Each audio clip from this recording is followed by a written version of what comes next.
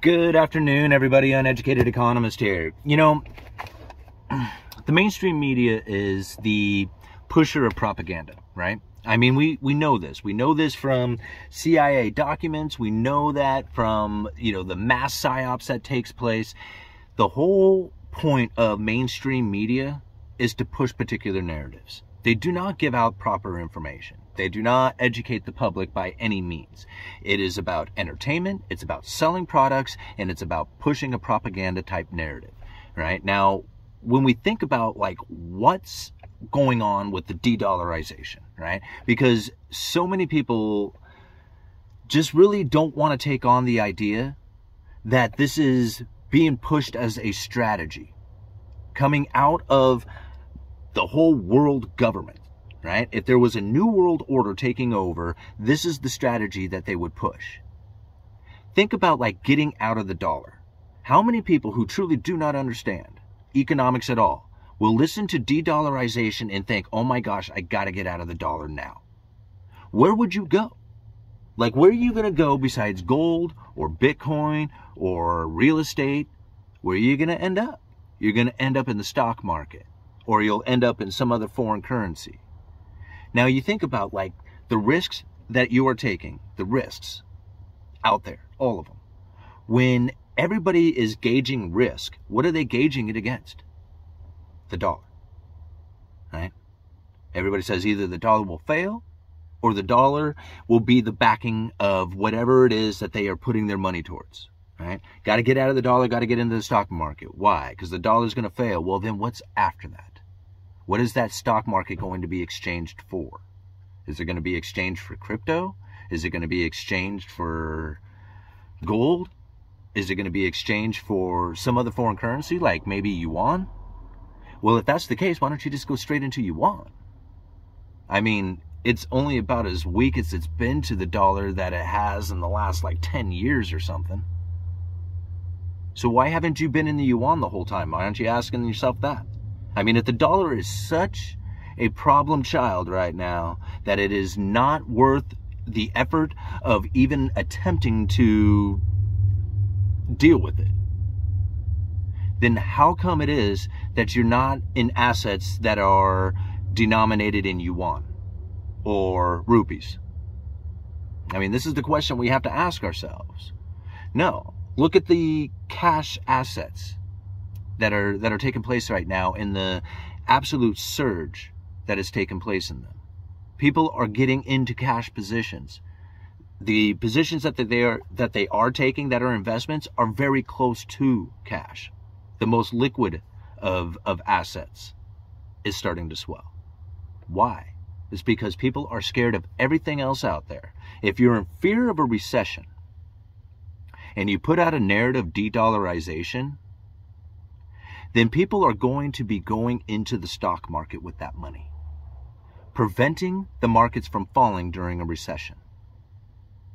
You see what's happened there? If you put out a narrative, your dollars will be worthless. Get out of the dollar as soon as possible. Unless you buy gold or crypto, where are you going to go? Real estate or stocks? Right? You don't want to go into bonds because you're worried about the dollar. All bonds are going to be denominated in dollars, so you're trying to get out of that. That would be the idea. So is it any wonder why we're starting to see the market being supported during this time in which that everybody would have anticipated there would have been a huge crash after the rising of interest rates coming from the Federal Reserve? You see where I'm getting at here? The Fed raised rates and the market went up. It didn't crash. Both the housing market, stock market, the only thing that went down was the bonds. And that has brought in investment into savings. People are actually now getting a return on savings, which is the first time they have had in decades, really. You think about it, since pretty much prior to the great financial crisis. So this is what it's producing now, is a return on capital investment that is actually supporting the markets. We were talking about that in our last video. I mean, whether that's going to be sustainable, I mean, who knows? Or whether or not it grows. I mean, again, we have to see, because many people thought that the markets were going to crash once the Fed raised rates. And people who were, still anticipating this sort of event, it might happen. I'm not holding my breath. See, I've been getting into cash this whole time waiting for my buying, a buying opportunity. And I don't know if that's going to be in stocks or crypto or gold. But being in a cash position right now is or US dollar cash position is a lot better than, say, a Chinese yuan position. Right?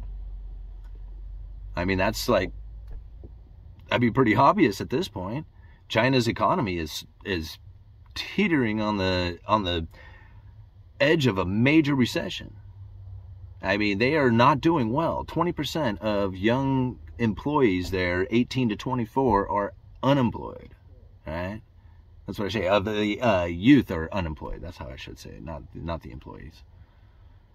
And this is what's crazy about what's going on right now, is that most people, when they look out there and they hear this narrative, they hear about de-dollarization, they see this article about how India is trying to push more trade in rupees. But then you go and you look at Russia, who's sitting on a bunch of rupees, don't know what to do with them. Nobody else wants rupees. Right? So maybe if India can get somebody else to actually use rupees, maybe Russia might have somebody else to trade with.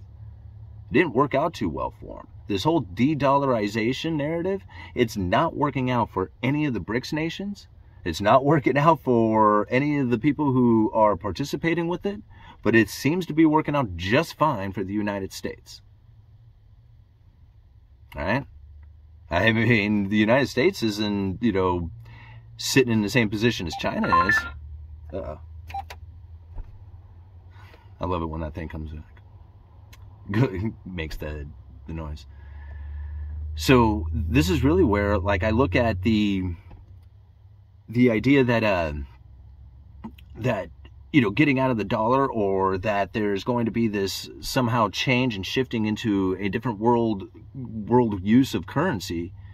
I don't see the dollar being anywhere but hoarded, being tried to, it's having issues with liquidity in nations like Argentina. People look at that and they say, look at they're allowing their people to set up bank accounts in yuan. They're doing trade in yuan. Even Whirlpool, an American company, is trying to use yuan to get their parts and pieces from China. And it was just like, yeah, it's because of the lack of dollars that exists there. It's not because they want to use yuan. Right? And then on top of all this, man, I'm sorry, I just kind of went off on this, but when you're taking Gresham's law into account, you have good money and bad money.